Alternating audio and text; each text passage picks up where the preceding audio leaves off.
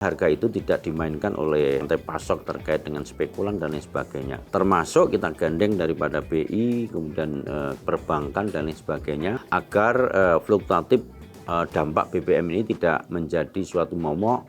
Musim hujannya berkepanjangan akhirnya melalui penurunan kemantapan. Sehingga yang kita lakukan adalah kita harus segera cepat melakukan relokasi anggaran. Kita membangun jalan tidak bisa pada saat musim hujan. Makanya saat sekarang yang menjelang musim kemarau ini, maka kita lakukan relokasi anggaran. Ada lari mountain, ada lari moon atau gerhana, ada lari pantai dan lain sebagainya.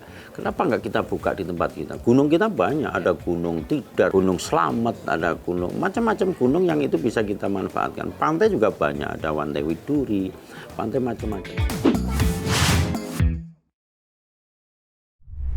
Halo sahabat Kompas TV, ketemu di tamu redaksi bersama saya Putri Oktaviani. Hari ini spesial ya, karena kita kedatangan Gubernur Jawa Tengah Pak Ahmad Lutfi. Nah, ada beberapa yang akan kita obrolin bersama dengan Pak Gub. Ini ada isu terkini, pariwisata, program prioritas, dan juga pembangunan di Jawa Tengah. Langsung saja kita sapa, Pak Gub, apa kabar? Baik, selamat siang. Alhamdulillah. Pak Lutfi, ini kita bicara langsung aja soal isu terkini, Pak. Akhir-akhir ini kan kita tahu ya, masyarakat baru saja menghadapi yang namanya kenaikan BBM non-subsidi. Tentu biasanya yang paling respon pertama nih, kekhawatiran soal daya beli masyarakat. Bagaimana dampaknya ke harga kebutuhan pokok, biaya distribusi, dan lain sebagainya. Kemudian menurut Bapak, apa langkah yang disiapkan Pemprov Jawa Tengah terutama untuk memastikan bahwa aktivitas ekonomi ini bisa tetap berjalan, daya beli masyarakat juga bisa tetap aman di tengah situasi tersebut? Yang pertama, kita harus mencermati situasi ya. Artinya dengan adanya ini mungkin ada beberapa sekarang gejala di masyarakat khususnya Jawa Tengah. Masyarakat bisa memilih dan memilah, mungkin bisa ya ada sebagian yang memilih mungkin ke Pertalite dan lain sebagainya. Tetapi yang paling pokok adalah bagaimana kita harus bisa mengantisipasi terkait dengan implikasi akibat daripada kenaikan BBM. Yang pertama adalah bagaimana bahan pokok penting itu bisa ketersediaan dan keterjangkauan masyarakat bisa terjangkau. Bahan pokok penting itu apa? Jadi mulai makanan yang itu menjadi prioritas di wilayah kita.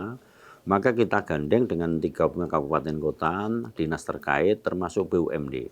Contoh misalkan, ketersediaan dan keterjangkauan ini penting apabila ini bisa dinikmati oleh masyarakat. Sehingga daya beli masyarakat bisa terukur dengan adanya kelangkaan bahan pokok penting dan keterjangkauan harga. Contoh misalkan harga cabai, kalau itu harga headnya adalah 58.000, maka harus kita jaga kestabilannya, jangan sampai kebutuhan bahan cabai bisa meningkat sampai 100.000 dan lain sebagainya. Kemudian telur misalnya, headnya 26, hari ini turun 21. Nah, nanti ada kelangan bisa naik lagi. Lah, fluktuatif ini harus kita lakukan stabilisasi dengan cara bahwa BUMD kita lewat JTAP akan memainkan perannya untuk apa? Melakukan penetrasi harga di mana bahan pokok kelangkaan itu berada. Itu satu. Kemudian yang kedua, kita melakukan operasi pasar dengan menggandeng bulog dan lain sebagainya tentang ketersediaan di masyarakat. Sehingga harga itu tidak dimainkan oleh rantai pasok terkait dengan spekulan dan lain sebagainya. Termasuk kita gandeng daripada BI, kemudian perbankan dan lain sebagainya, agar fluktuatif dampak BBM ini tidak menjadi suatu momok terkait dengan spekulan maupun keterbatasan bahan pokok yang harus kita siapkan. Demikian, Pak. Oke, artinya dari situ bisa dikatakan ada intervensi yang dilakukan oleh pemerintah ya Pak ya, untuk bisa menjaga itu tadi misalnya dengan operasi pasar gitu, untuk menjaga bagaimana stok di masyarakat. Oke, nah itu tadi soal bagaimana kenaikan harga BBM non subsidi yang juga dihadapi oleh masyarakat Pak. Ini mungkin tidak bisa dihindari soal bagaimana tantangan geografis dan juga cuaca ekstrim. Ini kan tentu akan berdampak juga bagaimana mengalami kerusakan jalan di beberapa titik. Nah, untuk merespon kondisi tersebut, dilakukan realokasi anggaran. Kemudian dengan adanya realokasi anggaran itu, apa manfaat yang diharapkan oleh Pemprov terutama kepada masyarakat, mungkin dari sisi jangka pendek maupun juga jangka panjang, Ya. Pak Gub? Jadi infrastruktur itu tidak hanya jalan ya. 2025 kita sudah menggunakan Panther Helix kita dengan kabupaten kota dalam rangka menjabarkan RPJM nasional menjadi RPJMD kepada provinsi, kabupaten, kota, bahkan di tingkat desa. Yang kita lakukan itu apa? penyesuaian terkait dengan perkembangan situasi. Contoh misalkan 2025 kita habiskan terkait dengan infrastruktur. 2026 kita mengadakan terkait swasembada pangan. 2027 nanti adalah bagaimana pariwisata berkelanjutan. Maka pada saat 2025 infrastruktur kita habis, ini tidak bisa habis. Contoh misalkan 2025 panjang jalan provinsi Jawa Tengah itu adalah 2.444 km. 2.404 km ini 2025 kemantapan jalan kita itu adalah 94,7%. Nomor 2 nasional setelah Banten. Ini adalah data daripada Kementerian PU. Tetapi begitu 2026 dengan curah hujan 1 tahun full yang musimnya adalah sangat panjang sekali, ini akan mereduksi daripada kemantapan jalan. Sehingga pada tahun 2026 sekarang ini, kemantapan jalan itu menurun menjadi 84,2%. Artinya ada 9,2% jalan-jalan di tempat kita itu akibat reduksi musim hujannya berkepanjangan akhirnya mengalami penurunan kemantapan. Sehingga yang kita lakukan adalah kita harus segera cepat melakukan relokasi anggaran. Relokasi anggaran gunanya apa? Kita membangun jalan tidak bisa pada saat musim hujan. Makanya saat sekarang yang menjelang musim kemarau ini, maka kita lakukan relokasi anggaran dengan peraturan perkada yang kita siapkan. Maka kita siapkan satu jalan-jalan yang nanti akan menumbuhkan ekonomi baru. Jalan-jalan yang bisa berkembang ekonomi baru. Kemudian jalan-jalan yang mulai rusak berat. Jalan-jalan yang menghubungkan daripada kebutuhan masyarakat. Contoh misalkan di wilayah Blora, kemudian wilayah Magelang, wilayah Semarang, kemudian wilayah perbatasan itu ada wilayah Wonogiri, kemudian wilayah Banyumas, kemudian wilayah Brebes dan lain sebagainya. Sehingga prioritas jalan relokasi jalan ini kita review kembali, kita relokasi kembali agar satu tidak ada lagi public komplain masyarakat terkait dengan rusaknya jalan. Kemudian yang kedua bisa mendorong pertumbuhan ekonomi baru. Kemudian yang ketiga tanpa melibatkan daripada laka lantas terutama terkait dengan rusaknya jalan. Ya, hal-hal yang semacam ini relokasi tidak gunakan untuk apa? Untuk mempunyai dampak yang dirasakan masyarakat. Nah ini segera, makanya saudara sudah perintahkan ke Dinas PUPR, kemudian kita petakan prinsip 2026 di saat awal musim kemarau ini, jalan-jalan Provinsi Jawa Tengah harus melakukan recovery seperti 2025, yaitu 94,7%. Syukur-syukur bisa 100%, demikian Pak. Syukur-syukur bisa 100%. Oke, kalau tadi misalnya dengan realokasi anggaran yang dimanfaatkan untuk perbaikan infrastruktur, kalau infrastrukturnya sudah semakin baik, lantas ini kan juga tadi Pak Gup juga sempat menyinggung soal bagaimana ini jadi peluang tentunya ya untuk daerah jadi salah satunya misalnya tuan rumah untuk event berskala internasional, ada konser, event lari dan lain sebagainya. Nah, bagaimana Bapak melihat peluang tersebut? Yang pertama tidak hanya pariwisata ya, Jawa Tengah merupakan sentra investasi. Kalau infrastrukturnya sudah kita siapkan, sebenarnya provinsi itu tidak bisa berdiri sendiri. Kita juga mengajukan perbantuan jalan impres daerah ke kementerian PU dan lain sebagainya agar nanti mantapnya lebih jalan. Terutama jalan-jalan terkait dengan ekonomi terbarukan atau jalan-jalan yang menghubungkan dengan pariwisata di wilayah kita. Sehingga Jawa Tengah merupakan sentra kreatif nasional terkait dengan investasi terutama adalah pariwisata. Pariwisatanya apa? Di wilayah kita ini ada 1.000 desa wisata yang kita canangkan. Kemudian aglomerasi wisata. Aglomerasi wisata siapa? Mulai Borobudur, Kopeng, kemudian Rawapening dan lain sebagainya. Sehingga baik itu sifatnya termasuk wisata ramah muslim. Wisata muslim itu apa? Di tempat kita banyak Kasunanan, Sunan Kudus, Sunan Muria, kemudian candi dan lain sebagainya, di mana kalau orang muslim itu kita hafinya adalah dia menyiapkan makanan halal, kemudian tempat ibadah, kita konekkan dengan daerah Timur Tengah, kemudian kita konekkan dengan rumpun Melayu yaitu Malaysia dan lain sebagainya, sehingga wisata di tempat kita menjadi sentral kreatif nasional bahkan internasional agar ekonomi akan tumbuh kembang kembali. Dan ini menjadi prioritas kita 2027, tapi sekarang pun sudah. Contoh misalkan, wisata di tempat kita harus mempunyai spot tourism. Contoh misalkan Borobudur Marathon. Borobudur Marathon ini tidak hanya merupakan dia spot tourism semata, tapi di situ menghidupkan UMKM di wilayah kita. UMKM di tempat kita itu jumlahnya banyak, 4,2 juta yang tersebar di seluruh kabupaten kota skala mikro. Dia harus bisa naik kelas menjadi kecil maupun menengah dengan cara dilakukan adanya event-event tourism spotted dan lain sebagainya. Demikian, Pak. Itu tadi yang mungkin Pak Lutfi juga sempat mengatakan soal bagaimana Jateng ini jadi sentranya investasi. Nah, tadi juga sempat disinggung soal bagaimana event berskala internasional. Tadi juga Pak Lutfi sudah menyebutkan soal bagaimana Borobudur atau Bank Jateng Borobudur Marathon. Nah, kalau boleh dibuka datanya nih Pak. Jadi di tahun 2025 ada 11.500 pelari dengan multiplier effect-nya itu menghasilkan belanja hampir 50 miliar rupiah dan perputaran ekonomi 84,6 miliar rupiah. Ini tentu angkanya nggak kecil. Nah, gimana Pak Lutfi melihat bahwa event ini tuh punya peran untuk strategi pembangunan ekonomi daerah terutama di Jawa Tengah? Jadi event Borobudur Marathon ini merupakan trigger ya bagi masyarakat kita secara internasional. Nah, pelari lokal dan lain sebagainya ini biasanya sarana pendukung, di mana daerah-daerah akan menjadi spot tourism. Borobudur Marathon menjadi tolak ukurnya. Maka saya sudah koordinasi dengan Gubernur Kepri, kemudian gubernur-gubernur lain untuk melakukan brainstorming. Contoh misalkan, saya punya gagasan di Kepri ini eventnya adalah lebih banyak. Contohnya dia ada lari mountain, ada lari moon atau gerhana, ada lari pantai dan lain sebagainya. Kenapa nggak kita buka di tempat kita? Gunung kita banyak, ada Gunung Tidar, ada gunung Gunung Slamet, ada gunung macam-macam gunung yang itu bisa kita manfaatkan. Pantai juga banyak, ada Pantai Widuri, pantai macam-macam, dan itu kita gunakan untuk event-event internasional yang kita kemas seperti Borobudur Marathon.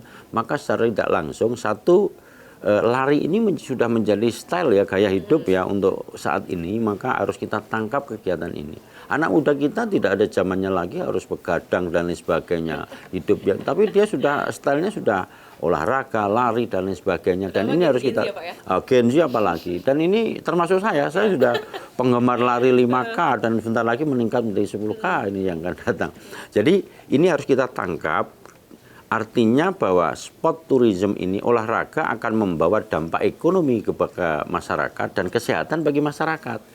Dan ini menjadi trigger apabila seluruh kabupaten kota akan membuat review kegiatan. Contoh misalkan ada Soekarno Marathon, kemudian ada Solo kemarin macam itu, Solo Sunan Marathon, macam-macam. Terus ada Seksaraka dan eventnya banyak. Di Solo saja, saya kasih contoh Mbak, di Solo aja bulannya 30, tetapi eventnya itu hampir 35, artinya tiap hari ada event kegiatan. Nah ini akan dicontoh oleh daerah lain, bagaimana UMKM itu tumbuh, dia ada geria, kemudian dia ada makanan, kuliner, kemudian dia ada tourism itu sendiri terkait dengan alam, pantai. Dan mereka kita jual, hotelnya sudah berapa? Contoh misalkan, di Jawa Tengah itu menjadi sentral mudik nasional. Jadi namanya juga Central of Java, artinya pusarnya Indonesia adalah Pulau Jawa. Pulau Jawa pusarnya Jawa Tengah. Nah Jawa Tengah itu setiap kabupaten menjadi pusar, karena apa? Orang Magelang bilang pusarnya Jawa Tengah ada di Gunung Tidar. Kemudian orang Solo ngomong, oh pusarnya Jawa Tengah ada di Solo, karena Solo, dan macam-macam. Sehingga pusar-pusarnya di masing-masing kabupaten harus mempunyai kearifan lokal, mempunyai kakarda wilayah untuk apa? Menjadi spot tourism bagi daerahnya sendiri, sehingga secara nggak langsung akan mengangkat provinsi. Demikian, Pak. Oke, nah menarik soal bagaimana tadi sport tourism ini kayak makin jadi lifestyle Pak Gubernur. Nah tadi kalau misalnya sport tourism ini bisa memberikan dampak lanjutan, tapi kan gini Pak, supaya tidak hanya dirasakan atau hanya terkonsentrasi manfaatnya ekonominya itu di kawasan Borobudur aja, tapi juga lebih menjangkau lebih banyak ke pelaku usaha lokal yang lebih luas. Seperti apa strateginya? Karena penyelenggara mencatat Pak, setiap Rp1 yang dibelanjakan peserta itu bisa menghasilkan Rp1,7 aktivitas ekonomi lanjutan untuk hotel, restoran, transportasi, UMKM, dan juga sektor wisata. Seperti apa strateginya? Yang pertama adalah diaspora harus turun tangan. Jadi UMKM ini kecuali mikro itu kan satu terkait dengan keterbatasan modal ya. Maka Bank Jateng termasuk bank-bank yang lain harus kita gandeng untuk kredit murah. Jadi kur kita itu bunganya 6%. Sehingga apa, UMKM kita jangan sampai dia terjerat kepada rentenir. Satu, yang kedua jangan sampai kepinjol dan lain sebagainya, sehingga secara tidak langsung maka perbankan ikut. Kemudian dinas koperasi melakukan apa? Dia melakukan penetrasi terkait dengan apa? Terkait dengan bagaimana UMKM itu bisa naik kelas dari mikro ke kecil, dari mulai packagingnya, kemudian dari cara pemasarannya dan lain sebagainya. Tetapi yang tidak kalah pentingnya, Mbak, ini juga akan menarik berdampak kepada wilayah.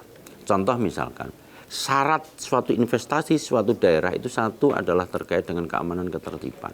Jawa Tengah sangat tertib dan aman, tidak ada premanisme, tidak ada kerusuhan yang berlalu implikasi, tidak ada namanya konflik komunal horizontal vertikal. Saya mantan Kapolda, saya jamin sangat aman di Jawa Tengah, sehingga investasi akan tumbuh kembang. Yang kedua, perizinan itu sangat dipermudah. One gate system di kawasan industri ini adalah merupakan daya tarik bagi investasi di Jawa Tengah. Kemudian yang ketiga, upah daripada tenaga kerja kita kompetitif. Dan yang keempat, luas lahan luas. Nah, ini yang menjadi daya tarik dari investasi maupun UMKM, sehingga tumbuhlah ekonomi kreatif di tempat kita sangat banyak. Ekonomi kreatif itu apa? Ekonomi kreatif ini adalah menciptakan usaha bagi diri sendiri maupun orang lain, sehingga secara tidak langsung akan merebut daripada kesempatan kerja. Contoh misalkan, Mbak, saya kasih gambaran. Di Jawa Tengah ini untuk 2025 investasinya hampir 110 triliun. Dan ini menyerap tenaga kerja hampir 285 ribu tenaga kerja yang padat karya. Jadi investasi di tempat kita itu padat karya. Padat karya itu apa? Perusahaan yang karyawannya banyak. Jadi tidak perlu padat karya itu. Karena apa? Satu, kita dukung terkait dengan sekolah vokasi di tempat kita banyak. Hampir 1.500. Dua, politeknik. Yang ketiga ada BLK. BLK, vokasi, kemudian politeknik. Mereka kita branding untuk kesempatan kerja dikonekkan dengan suatu perusahaan. Gitu. Untuk triwulan 1 2026 ini aja sudah hampir 29 ribu tenaga kerja dengan investasi 23 triliun. Dan ini sangat menarik. Jadi ibaratnya Provinsi Jawa Tengah itu seperti gadis cantik atau anak muda yang menarik hati. Dia masih punya kebutuhan dari ujung rambut sampai ujung kaki. Anak muda gadis cantik apa kebutuhannya? Dia perlu sepatu, dia perlu kaos kaki, dia perlu celana, dia perlu dompet yang ada isinya, dia perlu baju, dia perlu shopping, dia perlu rumah. Sehingga inilah yang menarik berdurun-durun investasi di tempat kita untuk memenuhi kebutuhan daripada anak muda, provinsi muda yang kita lakukan. Dan kami sebagai gubernur adalah merupakan manajer marketing, Mbak. Kita itu tukang jualan. Jadi jangan harap gubernur itu gagah ledal, tidak. Kita harus bisa menjual wilayah kita. Unggul gitu, Pak, ya? Oh iya, sehingga dia akan menarik investasi. Karena apa? Apapun kegiatannya, kita harus berikan jaminan investasi. Karena investasi, turisme dan lain sebagainya salah satu adalah bagaimana kita bisa meyakinkan, belief, kepercayaan daripada investor atau investasi tempat kita, itu yang utama. Demikian. Oke, apalagi Pak, ini Bank Jateng Borobudur Marathon, kalau kita flashback 2 tahun setelah pandemi, itu perputaran ekonominya meningkat 60 kali lipat dibandingkan dengan tahun 2017. Nah, melihat dari keberhasilan ini, apakah ini bisa jadi semacam model pengembangan sport tourism di destinasi lain di Jawa Tengah, terutama misalnya Pak, Karimun Jawa, Dieng, atau kawasan Pantai Selatan? Ya. Satu, Dieng, Karimun Jawa beda. Dieng, Karimun Jawa, kemudian banyak sebenarnya yang kita eksplor. Di Karimun Jawa itu adalah merupakan zona green economy. Ekonomi terbarukan ada di sana. Dia tidak ada listrik, adanya adalah listrik yang dengan tenaga surya, kemudian tidak ada, dia pantainya sangat indah, bahkan Maldives-nya Indonesia itu ada di Karimun Jawa. Jadi dia ada suatu hotel cottage di daerah Pulau Tengah. Dia hotelnya ada di laut, ada yang di pohon, ada yang di pulau. Dia sangat menarik. Makanya ini yang harus kita eksplor. Kemudian Dieng itu kawasan geopark yang sangat indah sekali. Negara di atas. Jadi ada satu desa yang tertinggi di dunia itu ada di Dieng. Sangat dingin sekali. Dan ini sangat disukai oleh masyarakat, terutama turisme di tempat kita. Dan ini sudah kita lakukan eksplorasi di wilayah kita. Contoh misalkan, Bupati Wali Kota sudah saya perintahkan untuk membuat SK terkait dengan desa wisata. Jadi desa wisata tempat kita ini adalah hampir 1.000 yang kita dukung dari provinsi. Siapa yang mengelola? Bisa BUMDesnya, bisa Karang Tarunanya. Sehingga wisata lokal, kemudian wisata ini bisa berkembang, menjamur, sehingga secara tidak langsung ekonomi kerakyatan akan tumbuh di wisata-wisata di tempat kita. Maka secara tidak langsung investasi jangka menengah maupun panjang nanti adalah wisata atau tempat tourism, baik pantai, gunung maupun sungai, termasuk laut, ini menjadi potensi yang harus kita dorong karena mereka tidak mengenal terkait dengan resersi, tidak pernah mengenal terkait dengan terkait wisata ini. Itu yang kita maksudkan. Demikian, Pak. Oke, punya segitu banyak potensi wisata. Tadi Pak Lutfi juga banyak menyampaikan soal investasi, penciptaan lapangan kerja, kesejahteraan masyarakat. Nah, dari berbagai program yang saat ini sudah berjalan, program mana harus milih nih Pak, yang menurut Bapak paling berdampak langsung buat masyarakat atau warga Jawa Tengah? Jadi yang berdampak langsung pada masyarakat adalah bagaimana kita bisa mereduksi angka kemiskinan. Jadi pejabat publik, siapapun dimanapun kita berada, bagaimana kita tuntutan bisa mensejahterakan masyarakat. Mensejahterakan masyarakat caranya adalah mereduksi angka kemiskinan di wilayah kita. Ini yang paling penting. Karena apa? Kemiskinan yang P1, P2, P3, miskin sekali, sangat miskin, dan potensi miskin menjadi tanggung jawab kita bersama agar pemerataan pembangunan bisa dinikmati. Kemudian caranya apa? Kita harus bisa memenuhi terkait dengan sandang, pangan, papan. Jadi mulai dari kebutuhan pokok, sandang, pangan, papan, kesehatan, dan pendidikan ini yang menjadi prioritas kita. Dan ini tidak bisa kita berdiri sendiri, mulai provinsi melakukan apa, dinas para asisten melakukan apa, bupati wali kota melakukan apa, bahkan di tingkat desa, bahkan di tingkat kementerian harus ikut serta dalam rangka mensejahterakan masyarakat, itu yang paling utama. Oke, mereduksi angka kemiskinan supaya nanti ujungnya adalah kesejahteraan. Dan di Jawa Tengah, Mbak, kita sudah 9,58 turun menjadi 9,39 di atas nasional. Pertumbuhan ekonomi kita sudah 5,89 di atas nasional. Karena nasional 5,61. Jadi artinya ini merupakan suatu kerja-kerja kolaboratif, super tim dari kita untuk masyarakat Jawa Tengah. Oke, tentunya dalam masa pemerintahan Bapak kan juga harapannya bisa lebih baik lagi ya Pak ya. Apalagi tadi kalau misalnya kita mengingat Pak Lutfi juga menyinggung soal bagaimana Jateng ini jadi salah satu tujuan investasi industri nasional. Nah, tapi gimana bisa memastikan Pak bahwa ini bisa benar-benar menghasilkan pekerjaan yang berkualitas sampai nanti hasilnya adalah meningkatkan pendapatan masyarakat dan juga kesejahteraan. Jadi bukan sekedar angka investasi aja Pak. Jadi yang utama adalah tidak hanya angka investasi, di situ yang kita butuhkan adalah bagaimana pertumbuhan ekonomi ini didopang oleh yang lain. Contoh misalkan, Jawa Tengah menjadi swasembada pangan nasional. Luas lahan kita ini, luas provinsi Jawa Tengah itu 3,34 juta hektar. Kemudian lahan pertanian kita adalah 1,5 juta hektar. Maka 1,5 juta hektar ini kita pertahankan menjadi revitalisasi lahan, kita pertahankan. 2025 kita sudah dapat hampir 9,5 juta ton. 15,6% terkait dengan padi gabah adalah nasional, menyumbang nomor 2 setelah Jawa Timur adalah Jawa Tengah. Kemudian yang kedua adalah bagaimana swasembada pangan yang lain menjadi prioritas utama. Contoh misalkan, di tempat kita itu 10 kabupaten kota adalah penghasil terkait dengan cabai. Di tempat kita bawang merahnya itu ditakuti oleh kabupaten lain. Sehingga ini menjadi potensi-potensi yang menjadi swasembada pangan di wilayah kita. Termasuk di tempat kita juga harus kita siapkan bagaimana ke depan ekonomi terbarukan di wilayah kita menjadi yang paling utama. Jadi green economy, kemudian ekonomi terbarukan menjadi prioritas Jawa Tengah. Karena ini adalah selaras dengan program pemerintah untuk mandiri energi. Dan Jawa Tengah sudah mengeluarkan peraturan bahwa begitu perusahaan itu sudah menggunakan ekonomi terbarukan dan ekonomi, maka insentif pajak kita berikan kepada mereka. Dan ini menarik bagi mereka. Itu diantaranya. Pak Lutfi, menarik tadi bagaimana melihat upaya Pemprov ataupun juga Bapak sebagai gubernur untuk meningkatkan tadi kesejahteraan masyarakat, tadi soal bagaimana mereduksi angka kemiskinan. Kalau Pak, kita berandai-andai nih, kalau masyarakat menilai keberhasilan pemerintahan Bapak 5 tahun ke depan, indikator apa yang paling ingin dicapai? Apakah terkait pengangguran, kemiskinan, peningkatan pendapatan warga, pendidikan, atau ada indikator lainnya? Apa sih Pak legacy atau warisan yang ingin ditinggalkan untuk Jawa Tengah, ingin dikenal sebagai gubernur seperti apa sih Pak Lutfi? Saya tidak muluk-muluk ya, saya pengen hanya bagaimana saya itu bermanfaat bagi orang lain, hanya itu toh.